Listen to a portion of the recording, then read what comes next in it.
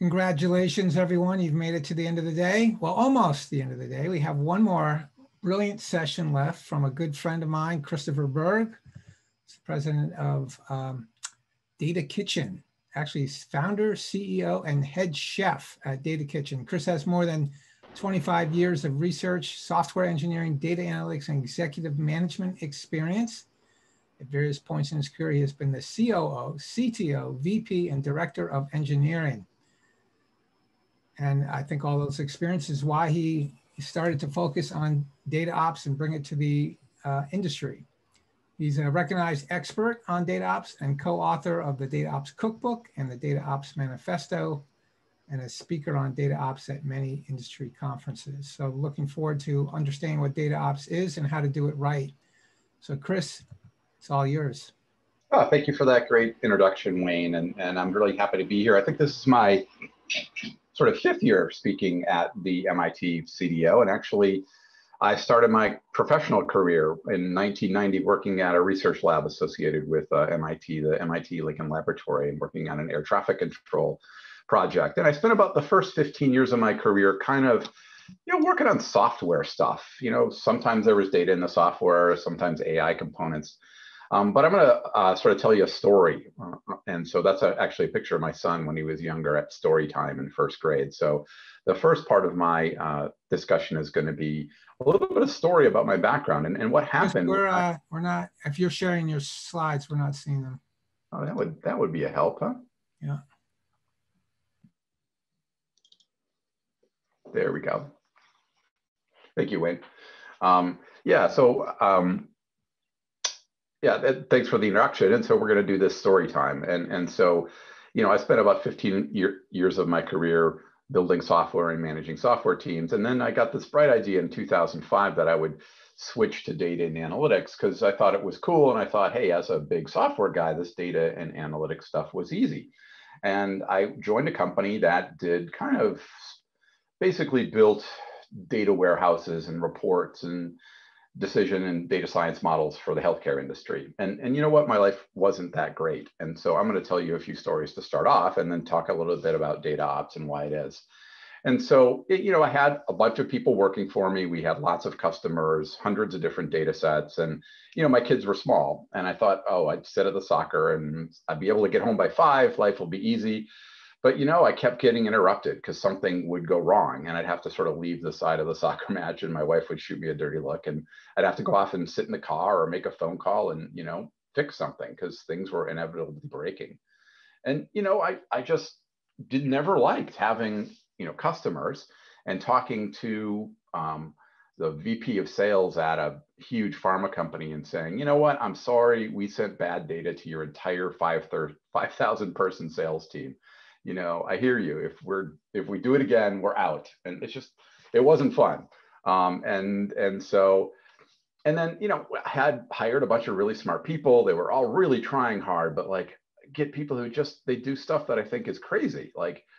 Okay, your customer requested something. So you put in this last minute change.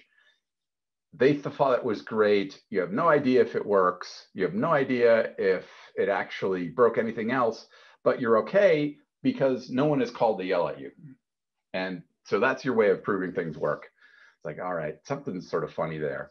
And I'd go into work in the morning every day and just sort of wait for these angry emails the data's wrong again, Chris, and I almost didn't want to open my email till I got to work because I was so frightened and sort of the morning blahs of worrying about data delivery and making sure everything's correct and right. And then, smart people want to do different things. And so we had the cool kids. Some people liked R and not Python, and some people liked Tableau and not Click. Some people liked Informatica and not just writing plain old SQL. And so everyone had their favorite tool and everyone, of course, wanted to do different things. And so, lastly, I was the COO of this company, and the guy who ran it was a doctor, and he's a smart guy, educated at Harvard, knew a lot about healthcare, but didn't sort of know a lot about how to produce analytics. And he'd come up with a great idea of how to use data, and I'd sit with a data scientist and a data engineer, and we'd work on it, and I'd go back to him and I'd say, hey, David, we know what we're going to do. You know what? It's going to take us 2 weeks to get it done. And he'd sort of look at me like I had killed a patient on a table and said, Chris, I thought that should take 2 hours and not 2 weeks. And so, my life, it kind of wasn't great. And so finally, at the end, my wife was like, Chris, you're, and the way only wives who I've been married now to almost like 30 years can say, I can't take it anymore. You're complaining about work too much. Either fix the problem or quit. And so in some ways, what I'm talking about is kind of my life's journey for the last 15, 16 years now. And my co-founders and I have really, who are also at that company, are in this problem. And so trying to focus on the other things that happen in analytics. And I think the industry itself has this problem. And if we want to point to the evil that DataOps solve is failure. Because overall, most data projects, whether they're data science or AI or data warehouse or data lake or lake house, whatever cool term that you want to use, the process to get value out of the data, they fail. And some statistics are 40, some are 60, some are 80. And most of the things that actually go into production, there's huge issues with data trust and huge issues with errors. And everyone's hearing about AI and data science, but there's a lot of stuff happening, but not a lot of it's getting out there. And so really the evil that we're trying to solve is failure. And I think as an industry, we have to reckon with that failure and what its root cause is. And for me, the root cause is really these problems that even today, one of the top insurance companies in the world, they've got this product that does telematics. They have no idea if the data is working, if the model's actually giving accurate predictions. They just sort of, the system runs, they don't know if they have any errors, and honestly, they don't know if it's working or not. And so most companies are like that. They just rely on their customers to QA their data and analytic products. And as a result, they have poor data trust and lots of errors. And the process to get things from the head of their very expensive data scientist and data engineer is labor intensive and slow. It follows a waterfall process, and it takes months to deliver value. Instead of really being focused on small bits of value, a tweak to a model, a new data set, a new change to a schema, a new report, delivering things incrementally, improving, and really sort of not seeing data and analytics as a construction project, but as a kayaking trip down a river of value where you're always pivoting and changing and learning. And that sort of value focus, I think, is important. And what we've done is put a name on it. And so it was interesting 5 years ago at this, I spoke in front of the audience. I think there was 200 people at the conference at MIT CDO, and I asked them if they knew what the term DataOps was.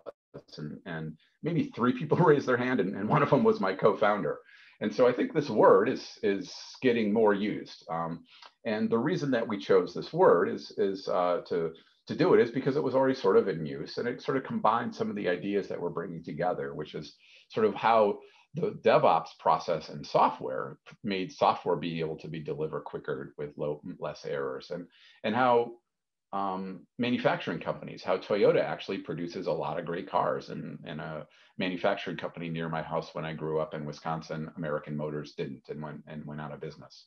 And so what DataOps is a set of technical practices and cultural norms and architecture that really focuses on these challenges. How do you enable experimentation and iteration and incremental value delivery to get information into the hands of your customers so they can react and your team can learn?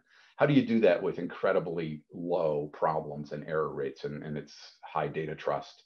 And then how do you actually get people to work together and not sit in meetings all the time, and not have sort of Hatfields and McCoys between the database people and the self-service people? And then how do you, as a leader of prove that this is all happening, and prove in some ways your worth as a chief data officer? And so, what we focus on here, and if we think of it, is not data. And in fact, data is not really, maybe a poor name for data ops. It's really processes that act upon data operations. And so one of the processes that act upon data is your production process, how the sort of journey data takes from its source system to the end value, maybe a visualization or a model or embedded in some other operation systems. And that sort of factory metaphor, the manufacturing line of data, is what we focus on. Try to take that and produce really good cars. Work your production process like Toyota and not American Motors. And it doesn't matter what, from our perspective, it doesn't matter what the workstation is. Are you using a Hadoop cluster or a Snowflake? Are you writing in SQL or writing in PySpark? It just doesn't matter. It's the processes that act on the data and all those separate workstations and the manufacturing process that's really important. And can you do that consistently with low errors? And then the second process is, well, you're kayaking down a river of questions in data and analytics. And so how do you actually make changes to what you have in production quickly? How do you pick up a piece of that assembly line and tweak it and get it back into production? And we call that the deployment process. And that cycle time of deployment shouldn't be weeks or months requiring meetings and checkpoints. It should be automated and a button push. And you should be able to have regression tests and automation that makes all this work seamlessly and easy. And then the last part is just how your team works together. How can they develop? Two people sitting next to each other, or a team in Boston working with a team in New Jersey, and how do they actually work together, maybe when the team in New Jersey doesn't even work for the same organizational structure. And the combination of both teams is how they see value. And so this collaboration, both within teams and between teams on the value chain and analytics, is really important. And so, what we focus on is about automation of these processes and trying to make sure, and our focus, and what I believe why more and more companies are seeing that this is the path to break the cycle of data and analytic challenges that we've seen. The failure in projects, it doesn't come from a new server, doesn't come from moving to the cloud. It comes from really rethinking the only thing that you can control as an analytic leader, which is the processes and the systems that your team work in. And so it requires this focus on error rates and cycle time and collaboration and process measurement. And you know what, as we've shown, and we've done some surveys, and Eckerson has been part of them, by and large, most companies aren't doing that well. It takes them months or weeks to deploy a new line of SQL, or models are caught up. And most of the time, a lot of companies are sort of living with their head in the sand. They just don't want to know how many errors there are because they don't count, they don't check. And they just have the problem that no one trusts their data and no one actually uses their analytics. And we've come to believe that having lots of meetings and lots of technology review boards is fine. And honestly, most data and analytic leaders aren't very analytic about the work their team does. They just don't have reports and checks on the process. And it turns out that actually has really high cost. The cost is in rework, the cost is in low productivity, and the cost is in unhappy customers. And if you've ever sat in a meeting with your business counterparts and watched them roll their eyes at you, and say, or watch them hire some other team to do the work that your team should do, then you'll know what I'm talking about. And so I think, and what we've been showing over the years, is that you can think of this as a graphic equalizer on the left. And top companies can do all of this. They can push up the graphic equalizer, not in just one point, but you can deliver changes rapidly into production. And you can do that with low errors. And you can run your production line that produces data with very low problems. And you cannot have to sit in meetings all day. And you can produce a report that shows that you as a leader understand what's happening in your organization. And best-in-class companies do this. And the end result is actually you get a lot more done. So by not focusing on the work at hand, focusing on the systems and processes around work, you actually end up getting more work done. And so that upstream problem is what we're trying to focus on with DataOps. And we call that DataOps transformation. And a lot of organizations have challenges with it, because if you go back and talk to your senior data engineer who's been in the business for 20 years, and you say to him, I want you to ship faster, he's going to say to you, yeah, I ship faster, we're going to have more errors. And then you tell him or her, I want less errors. Well, he's going to say, I'm going to have to slow stuff down. And he's going to see an inverse correlation between these levers. And honestly, I saw that for years. And the change in heart that comes from, why Toyota can not only produce great high quality cars, but they can actually change their manufacturing line and produce new models quickly, why Amazon and Google and other companies can change their code on their website thousands of times a day, and that website still works fine, and it still works flawlessly, is because they focused on these process transformation steps.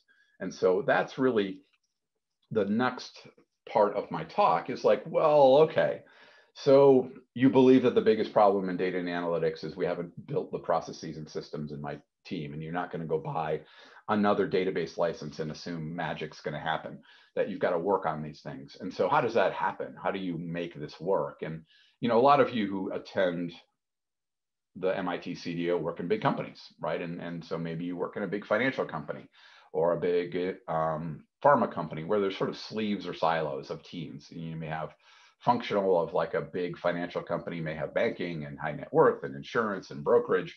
And you're over here kind of, maybe you work for the CIO, maybe you're parallel to the CIO, but you're over here kind of trying to influence what happens in these organizations.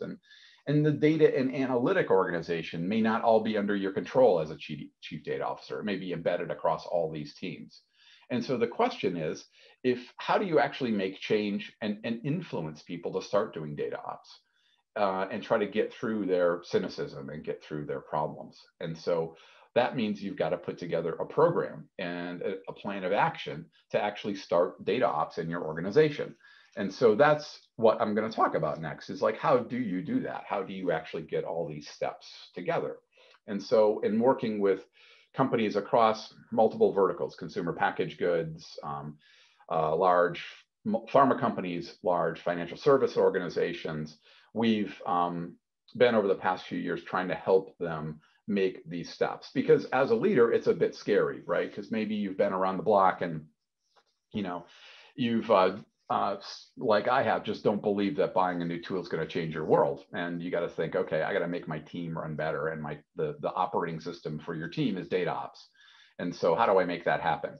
And so I think the first thing is that that's still a new term. You may, you know, if I would do a survey now and ask how many people at the MIT CDO have heard of the term data ops, I would be not surprised to say all of you have heard of the idea, but maybe your teams, and maybe you probably are going to have different definitions of the term. And so I think the first part that we're going to talk about is about education and demonstrating value and establishing a community around data ops in your organization, and then iterating and expanding. And we're going to walk through, there's a lot of words here, but we're going to walk through each column. And so the first part of data ops transformation is like, you know, how do I get this going? Like, how do I get something happening in my organization? How do I gain sponsorship? How do I spread the word?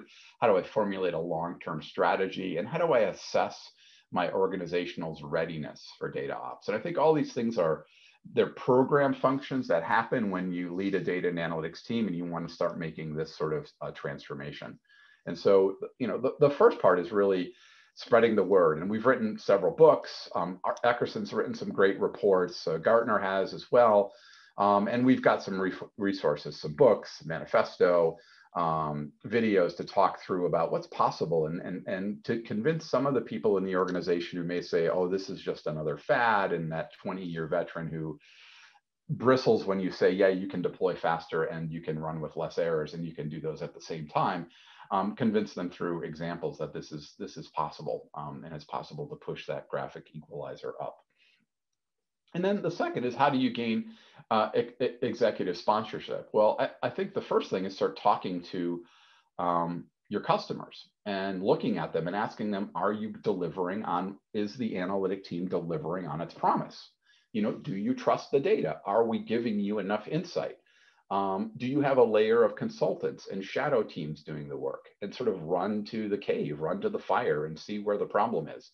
And I think that's actually incredibly informative. And in my experience, in my lived experience, I had a boss who very much told me I sucked at it. And so I hated him at the time, but I thank him. He was right. You know, we did suck, and we had to get better. And I think, you know, I think you'll be surprised at the results, that, you know, your customers aren't getting the insight and they don't trust the data, and they've hired other people to do what you think your team should be doing. And then the other part is sort of map the journeys that your data takes. And we'll just sit back and say, okay, where does it go? What happens? Look at what happened during it. Where have there been historic patterns of breakage? And which team owns which part of the process? And how well are you actually just responding to problems? Because you'll start to see patterns in where things break, how often you have problems. It's a rare organization that we encounter that actually has a list of the errors that have happened in their data and analytics process. and over the last 6 months. And I think that's actually incredibly informative, and sort of love your errors. And I think just look at your development process. How, are you following, do you have a organization where sort of Agile and DevOps is standard in the digital or website or IT side of the organization? And they can deploy things at, your DevOps guy can deploy a tweak to your website while in the lunch line on the phone. And then, your data engineer goes, yeah, that takes me 3 months to get my new 10 lines of SQL into production. And so, and the DevOps guy goes, oh, wow, I just got 10 lines of JavaScript into production. Why can't you do the same thing? And so how long does it to create a development environment, et cetera? And so I think these sort of, you can start to look by uncovering, sort of running to the fire, and you can start to see some of the problems that you have. And then what I've seen sort of leaderships do is sort of define a strategy and say, okay, and this helps in organizations who already have made an agile journey on their IT side or their software side. And they say, okay, look, we want to make this similar journey, a similar transformation, and talk about, okay, how's the operating model going to be doing, what flavor of agile you're going to work, and how that's going to happen. And so I think in doing that, it also helps to sort of assess kind of where you are as an organization. And in doing that, we actually can help in that. So there's sort of, can you look at your maturity of DataOps? And so on our website, actually in conjunction with Eckerson, we have a maturity model survey that you can just go take today. And we assess it on sort of 6 dimensions. And those 6 dimensions are, surprise, surprise, error rates in production, cycle time and delivery, collaboration, process measurement, and then 2 more, culture, how agile you really are, instead of sort of wagile or potentially agile. And then, like, what do your customers really feel? Are they happy? Do they trust the data? And we've gotten very interesting results. And a lot of companies don't score very well, honestly, on this. And I think this maturity can be informative, and actually can be a way that, by surveying and talking to people, it can help you kind of assess sort of where to start. And, and I think these are really, one of the biggest challenges in making these organizational changes is how to use information not to shame and blame, but as an opportunity for a discussion and an opportunity for improvement. And, I think there's a lot of organizations who want to hide their challenges, but I think by using assessing and talking, you can actually use this as a way to help your organization move forward. And so the second part is, how do you make this happen? Is like, how do I find a use case? And like, how do I get a structure to make it expand in the organization? And then how do I organize teams? How do I staff it? Yes. And so I'm going to talk about that as sort of the latter part of DataOps transformation. And, there's a lot of ways to organize teams to do work in an agile way. There's the scaled agile framework, there's the Spotify model, you go to, well, what used to be a bookstore, and you could, find a whole wall of books on agile. And so, there's how do you organize your team? And I think there's, to do DataOps, it's not prescribed a particular framework of working in an agile way. There's a lot. And lately there's been discussions of the role of the data product manager as a proxy for your customer. And even the role of a data mesh way of organizing your team, which is, again, another idea that comes from domain-driven design and small group leadership. So that's definitely part of a plan. It's like, how are you going to organize yourself? And then, well, how much of the staff do you need to actually do DataOps? And here's a thing that I think is interesting for a lot of people. So these upstream processes, how you automatically test things, how you automatically deploy things, how you automatically build test data in environments, how you actually measure how much work is being done, and productivity and collaboration. Think of it as sort of 15% of your effort. And 15% was shocking to some people. But if you actually look at it from a software team standpoint, on the average, it's 28% of their effort is involved in DevOps, which is a similar set of activities where the option of those, the target of those activities is writing, Java code and HTML and JavaScript front ends for a web-based application. And so it does take some effort, and you don't have to staff people full time. You can devote some of your existing, but writing tests and creating automation scripts is work that needs to be. And a data ops engineer is a role that a lot of organizations are creating as a separate role. And I've been tracking now for years the occurrence of the data ops engineer as a function in our organizations, and we're seeing more and more. And so, the data ops is an upstream problem. So devoting resources to solving that upstream problem, to building the automation to make it work, is worth the effort, because it's going to play in the fact that you are going to get more velocity out of your individual contributors who do the data science and the data engineering, the visualization and the governance. They're going to be able to do more work. And so it's an investment in a future return. And there's different patterns now for how to get, if you've got a large company, and how do you get a lot of people to start working in an agile way and start adopting the principles of data ops. And there's some a set of technical tools that you can use, these tools to like Git for version control, or my company has a software product that can help. There's a whole market now of companies who are around doing sort of functions in the data ops ecosystem, and now there's terms model ops and ML ops. And then there's models of like having a center of excellence or a dojo where there's a team who's trying to help the organization make this, make this work. And maybe it's a devoted team or a virtual team. And there's differences between COEs and dojo models, but they're all about how do you sort of embed this transformation with a team whose goal it is to make it happen, and how do they actually keep going. And so, and then the last part is I think measurement is incredibly important from, obviously because I'm in the data industry, but measurement of your processes. Well, how many errors are you having in production? Are you meeting your SLAs? Is the data late? Is the data processing done on time? How many deploys have you made? How much tickets have you closed? What's your test coverage? These sort of process measurements, I think, are incredibly important, and also can provide good leverage to people who can start to see, who are the cynical side, and they can start to say, hey, look, I add more tests, I can deploy more frequently. Maybe I should add more tests and I can deploy more frequently. And I get less problems. There's some relationship between tests and automations and my life going better. So, if they can see that in a report, they can actually start sort of getting the religion on it, on this idea of automation and testing. And so at the end, so what are the keys? Well, if data ops is in general sort of part of the sort of agile total quality management. And so it's an incrementalist thing. It's not about go fast and break things. It's or go fast and be out of control, or go slow. It's this middle ground between those two. And so as a result, sort of avoid big bang changes. Don't spend a year trying to prepare to do data ops. Start doing data ops right away in small demonstration projects. And then just don't ignore the soft things. A lot of people are looking for proof. There's a lot of pushback, and there's a cultural part to it.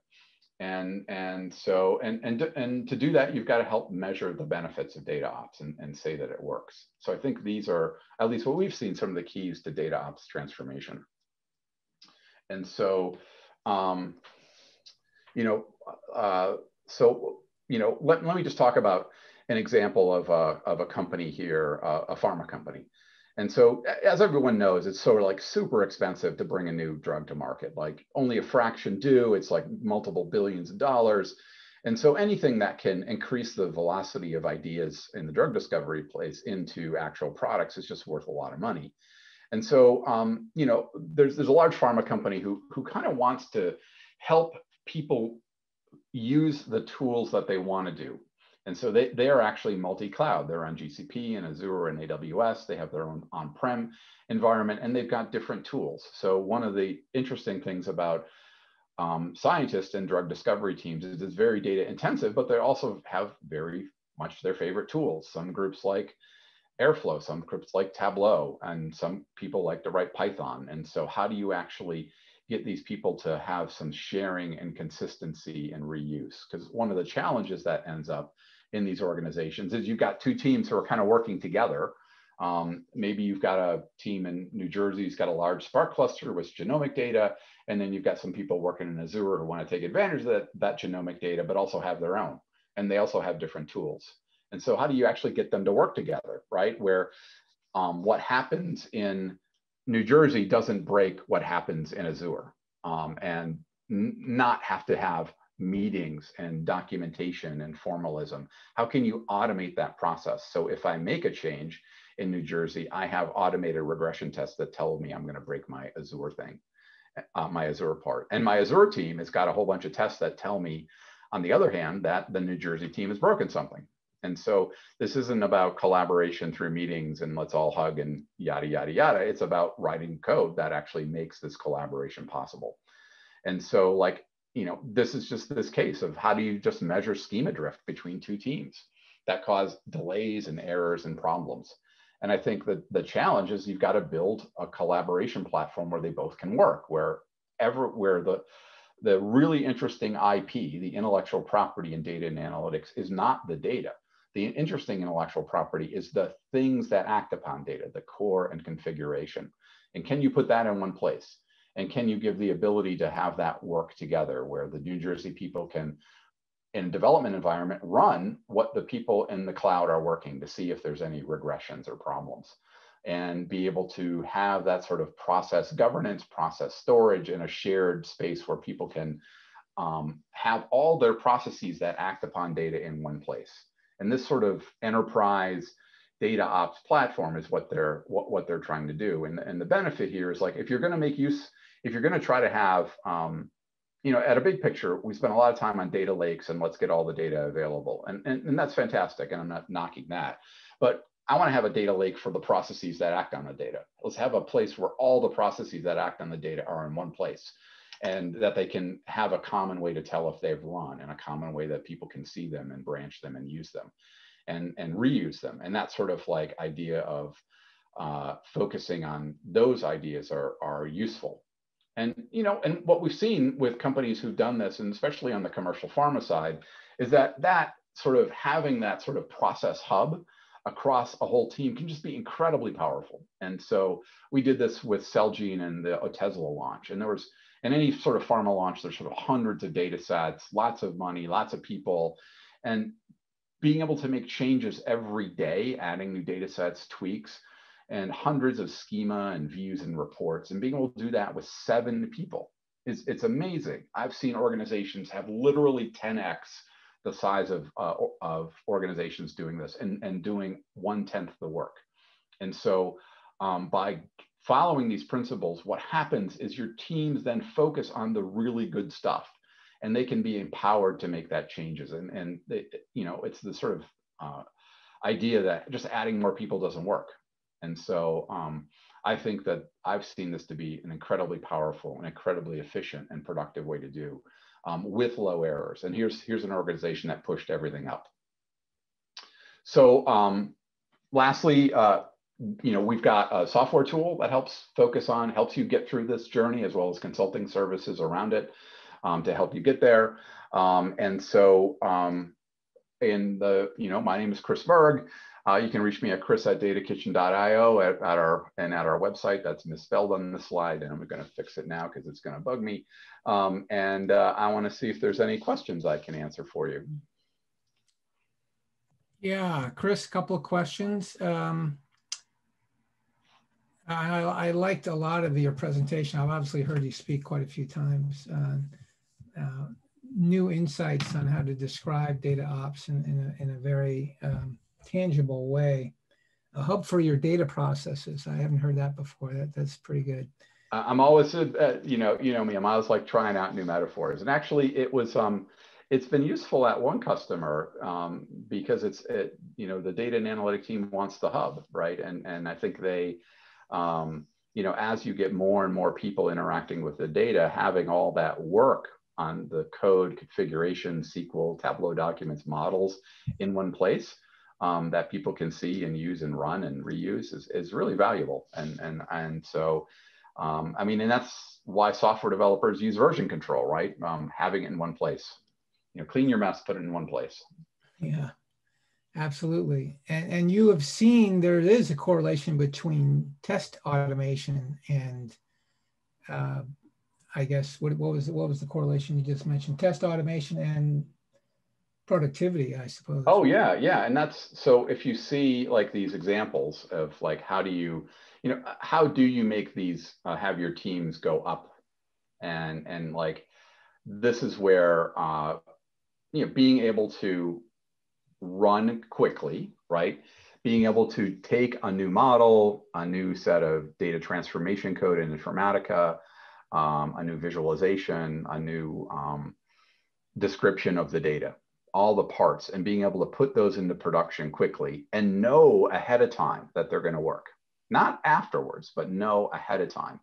And there's this term that I like called pull the pain forward. And what happens with a lot of our individual contributors is that the pain isn't pulled forward. They make their change. They tweak the model, they tweak it, and then weeks or months later, they find out if there's a problem, or maybe they don't at all. And so you've got to pull the pain forward. They've got to be able to see the effect of their local change on a much bigger system. And so that's the, and then what's the definition of done for your team? And to me, I think the definition of done is not I have completed my ticket. It's that it's in production and that it's getting value for your customer. And so by kind of thinking about things in a different way, I want to make rapid changes. I want to be able to pull the pain forward. I don't want to hope things work. I want to know that it works. And what done and success means to me is not a ticket done, but a happy customer. And that focus on value. Those small things can, in my mind, those ideas lead you to wanting to build testing that checks and tests not only in a development testing where, but also in production operational testing, and to make sure that you don't have bad data that's passing through, or bad data or bad code that got in. Okay, last question here.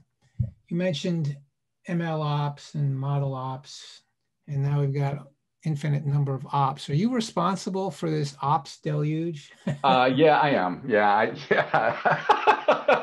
You can blame me. Yeah, if you put an ops on it, you're cool now, apparently. So yeah, the ops suffix makes you a cool dude, which is surprising because I'm like the definition of not cool. I'm not cool.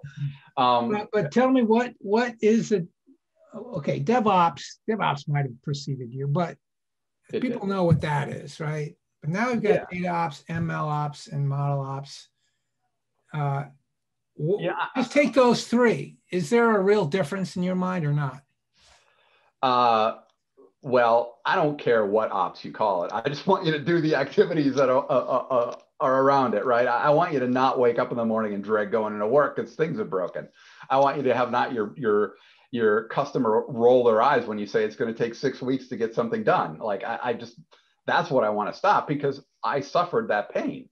Yeah. And so you can call it, Bob and Dave's fancy ops as far as I care, but like focus on not hating your job when you go in the morning because things are broken, and automate the hell out of that. And then second is like, make sure that you can change stuff really fast and it works. And those processes, those steps, in general, you could call them model ops or ML ops or data ops or DevOps, and there's mixes, and analysts are creating new terms. And so I don't care what you call it. It's the mental focus to say, this is what I'm going to focus on, and I can solve this problem. I don't have to live this way anymore. And I don't have to have my wife give me a dirty look and say, fix it, Chris, or get a new job. And so that's all. That's my emotional motivation, because in 2008, that was my life.